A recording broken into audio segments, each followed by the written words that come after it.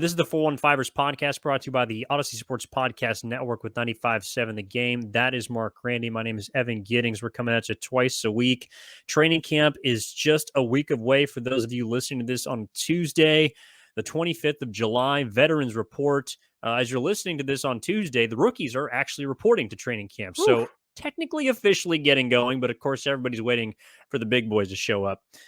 Speaking of big boys, Mark, a couple of them this weekend. And I think I don't know if it's the same tournament, but the same area that Alex Smith was talking to NBC Sports Bay Area, Jerry Rice and Steve Young also commented on the 49ers championship window. I thought this was interesting because it's something that we have talked about a lot here in the offseason on the 415ers.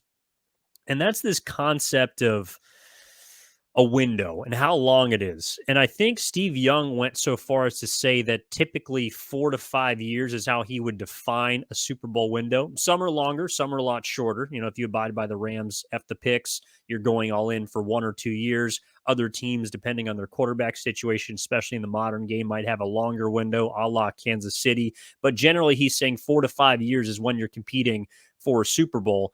Well, by that logic, Mark, this would be year 5, because 3 of the last 4 years you have gotten to an NFC title game or a Super Bowl, one season marred by injury, and now you're in essentially year 5 of that window of contention.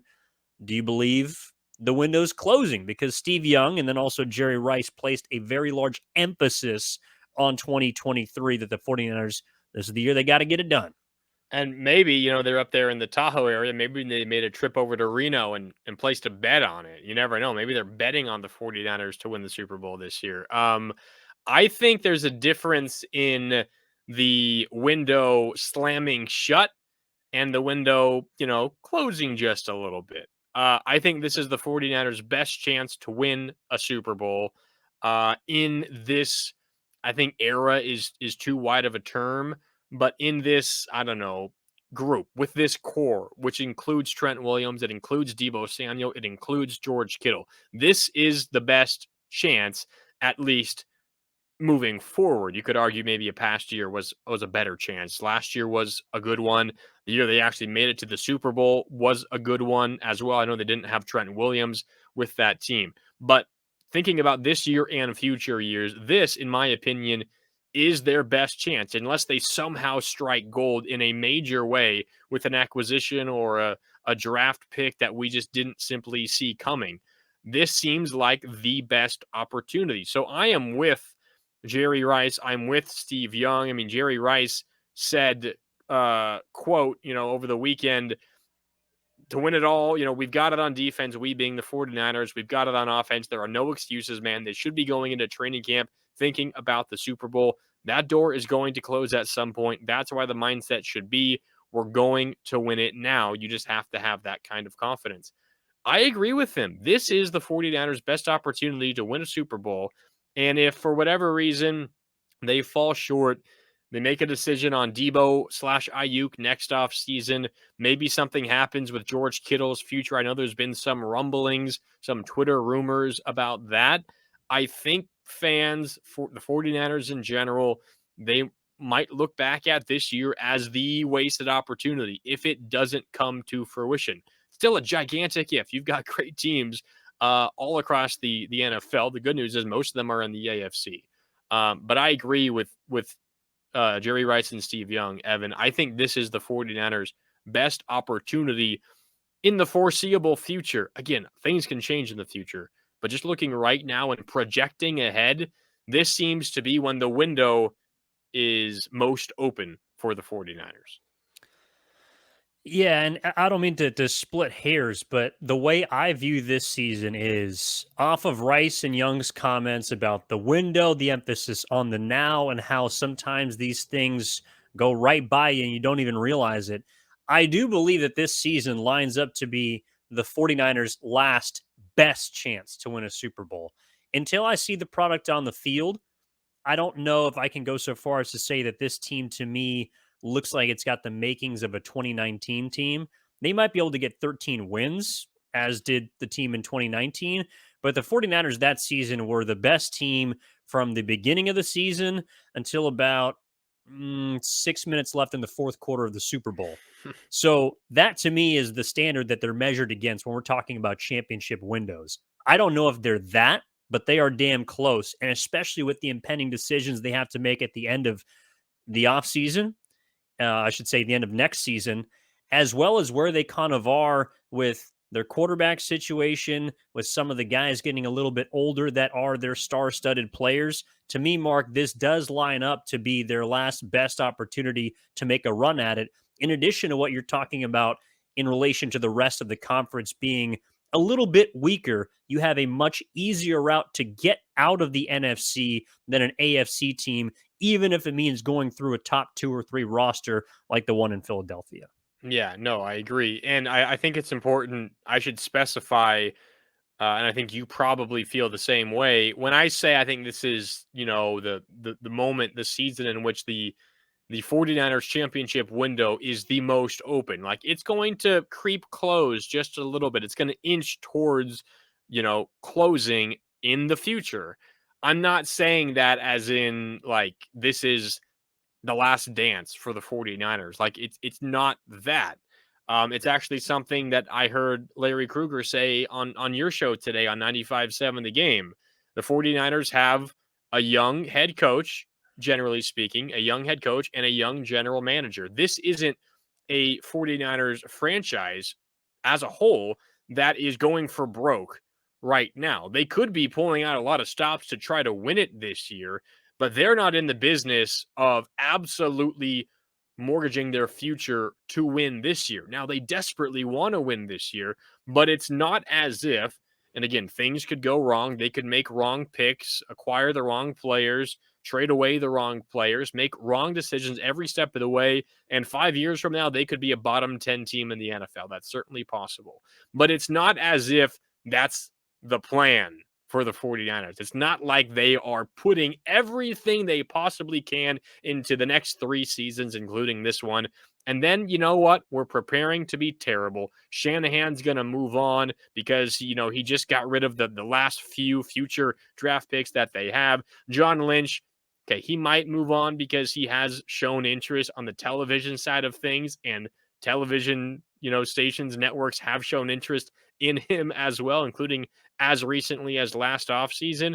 That's possible. But this isn't a group of leaders within the organization, Evan, that are just trying to go for broke now. So I want to make sure I make that clear. I'm not saying it's doom and gloom. If they don't get it done this year, you can say goodbye to this era of 49ers football. I think this is setting up to be a long and prosperous era of 49ers football. Maybe not, multiple Super Bowls, but legitimate playoff contender or a perennial playoff team and legitimate conference contender for years to come. It's just going to look different if they don't get it done this year because naturally players, coaches, front office members, they will move on to other opportunities where they have a step up in stature. It's just what happens in this business. I'm not saying it's going to be bad if it doesn't happen this year. I'm just saying if they don't get it done this year, it might not happen with this group. No, but I think that's an important detail to dig into, and that's the stability of the front office. And Kyle Shanahan is still a very young head coach, relatively speaking, even though he's got tons of experience. John Lynch, if you're concerned about him leaving in the near future, I guess, I can understand why. He is certainly sought after both at the football as well as the media level. But something that we also kicked around today on the show, Mark, was the fact that you got a guy like Adam Peters, who has been the right hand man for John Lynch as assistant general manager. And he's only 43 years old. So he's still in his early 40s. There's still a big future for him if he should have to step up and fill the shoes of a guy like John Lynch. Not saying that's expected, but there is a built-in continuity within the front office that not a lot of NFL organizations have, and that they're certainly trying to look to kind of replicate with their own. So I think the 49ers are ahead from that sense. And one thing that, of course, determines how well you do year in and year out is how you draft. And the 49ers have also shown a pretty good idea of not only, hitting on enough of their top picks, but also being able to find players in the later rounds. And I'm sure there's a couple from this year's draft that might impact this season. Kicker's probably the biggest one that comes to mind at this point, but a guy like Jair Brown is expected a lot of him. There will be an avenue for him to start in the near future, but get reps this season. Those kind of things to me are why I would feel confident in the window remaining open. But as far as the amount of top heavy, all pro, top flight caliber talent being on the 49ers, that's something that I can't project at this point, but I can say that this team does have, and which is why I still feel like what we're talking about is not the door being shut, but the best chance to maximize that door being open is 2023. Yeah, so let me ask you this. If the 49ers don't win a Super Bowl this season, will Trent Williams win a Super Bowl with the 49ers? I mean, odds would tell you probably not. Probably no. And I mean, that's probably the answer. I guess maybe I should. How confident are you? Like on a scale If he wins of a 1 Super to Bowl 10? this year, will he even come back next season? Who knows? Who knows? But like the question is, Yeah. if the 49ers don't win this year, Trent Williams probably will not win as a member of the 49ers or just as an NFL player, period, because he's approaching the end of his career. If the 49ers don't win a Super Bowl this year, how confident are you that Nick Bosa could win a Super Bowl with the 49ers at some point? Obviously, way more confident because he is on the younger side and, you expect him to be a 49er for years to come. I could say the same question for George Kittle. If the 49ers don't win a Super Bowl this year, how confident are you that George Kittle could be a part of a Super Bowl winning team for the 49ers? I could say the same thing for Deebo Samuel. Like you just have these certain key players on your roster that their futures are uncertain. And it's just what happens in this business. Now, there are certain guys, Nick Bosa, if everything goes according to plan, will be a 49er for a long, long time. And if he's on this 49ers team, they will have a good defense at the very least. If you have a good defense in this league, you're probably going to at least be competing for a playoff spot. It's just the way it works. So there are moments in franchises where you have turning points, and I think the 49ers are approaching one, and you want to make sure you do everything in your power to, again, use the word that you used, maximize the opportunity that you have right now before you get to that turning point. They haven't yet reached that major turning point, and as a result, they need to get it done now. Well, the first step in all of this is training camp. And as people are listening on Tuesday, rookies report today. For those that are listening on Tuesday, a week away, veterans report to training camp on July 25th. And I think, I don't know if both of our shows, but I know at least one of us is going to be out there, Mark. So I'm looking forward to that. Hopefully being able to see players live and in person, whether it's the quarterbacks, the offensive line, the D line that looks to be completely renewed and rebolstered.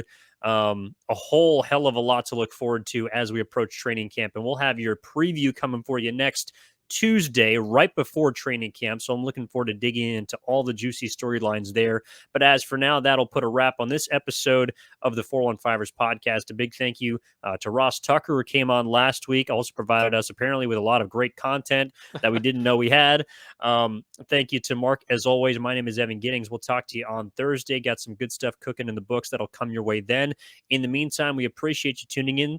Download the Odyssey app, subscribe, rate. Also, check us out on YouTube on 95.7 The Game's YouTube channel. Subscribe while you're there as well. That'll do it for the 415ers podcast today. We'll talk to you next time.